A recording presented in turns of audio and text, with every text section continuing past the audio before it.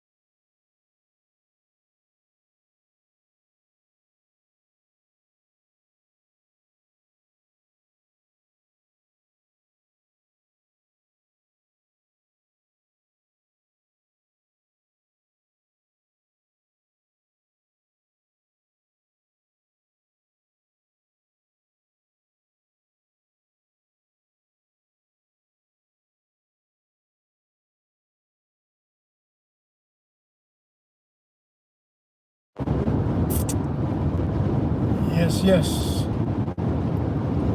All right. So yeah, you know, I decided I said I gotta get out here in the sun today. I'm gonna go over here to the city. I'm about to go see some of the public art that I like to check out. Some of these walls that I know get updated relatively frequently. Like every so many months, there's some new murals on them in the urban graffiti scene and everything. And I love to document that. I've been documenting that in Atlanta, man, since college. And I've been thinking like, yeah, I really need to put together a book for real. I don't think about doing a book or something like that, you know. You want to give credit, and I don't know every artist when I know that. I mean, even when I'm trying to decipher what it says, most of them I can figure out what it says, but there are those people I don't know exactly who I'm looking at or whatever, and I want to give credit, you know, but at the same time, just for historical purposes of what styles were available and how many different people from everywhere, including the folks from here, have contributed to this Atlanta scene of public art, urban art. It needs to be documented, and so yeah, I'm thinking I need to possibly put together something for that. You know, ONYXCON presents a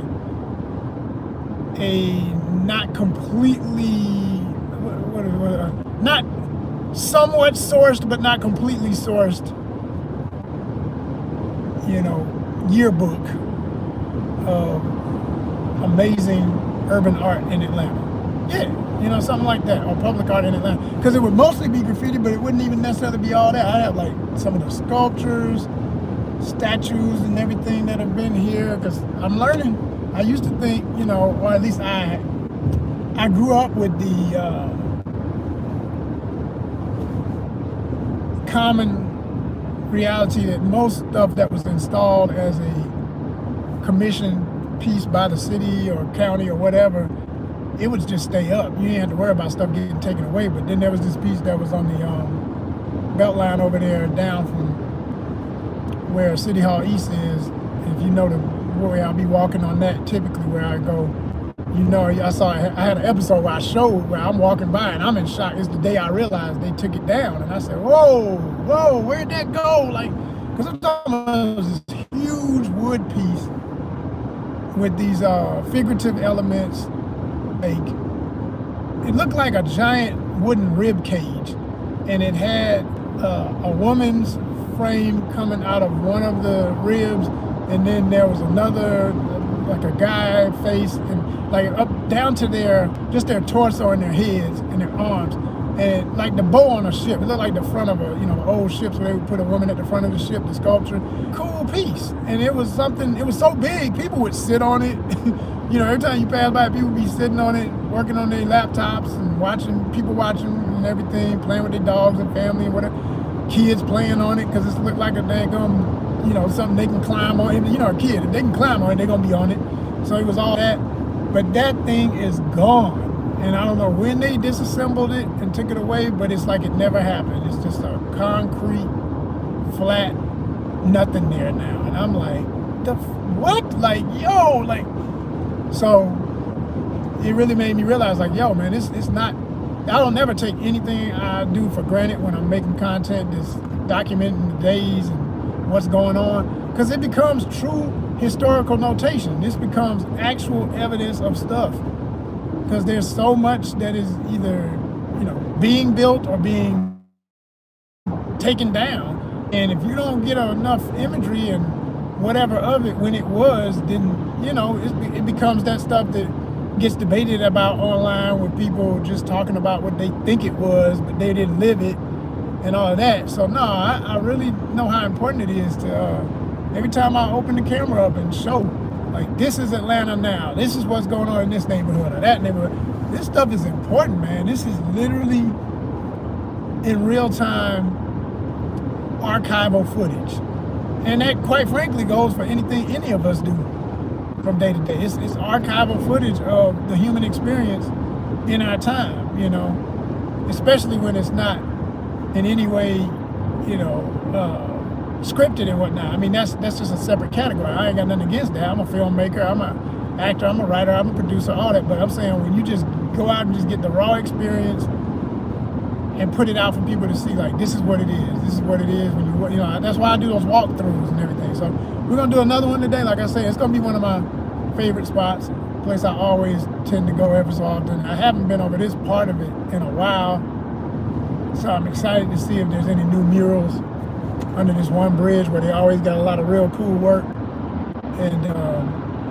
And I hope nothing has, you know, messed that up. I mean, I don't think so, because it's one of those that's like, there's different types of walls in Atlanta when it comes to graffiti. There's stuff that gets taken on some straight street stuff, and then there's stuff that kind of just, you know, people just, the law enforcement looks the other way because they got cameras all up and down the Beltline.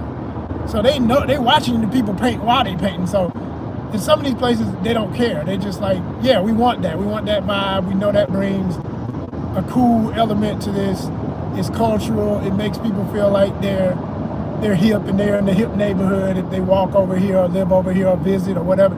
So yeah, they want that. You know what I mean? On purpose, they want it. And you know when it's like that. You know the difference. And like, and it's just unsaid, but it's obvious. And then you got other areas where it's a straight up commission, where, you know, you'll see it's a wall that just keeps getting redone ever so often, and there'll be like a QR code on the mural, and, you know, Coca-Cola sponsored it, or a damn, and I'm speaking from real experience. Like, there was a barbershop over near Castleberry, kind of close to that area, if you know Atlanta, near the AU Center, West End, all that, and they would always get a new mural ever so often.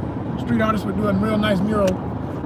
And what they would do is they'd have an ad that you've seen in a magazine or something, but it'd be the artist painted out. Like, they literally just do a photo-realistic aerosol painting of the same ad, and then they put the, you know, link to Coke or whoever or whatever company. So yeah, there are those, you know, formal, corporatized type vibes too. But there's less of that and more of the other two, I would say. You know, even though that other thing can be full blown. I've seen it on every level. And then there's like straight up programs.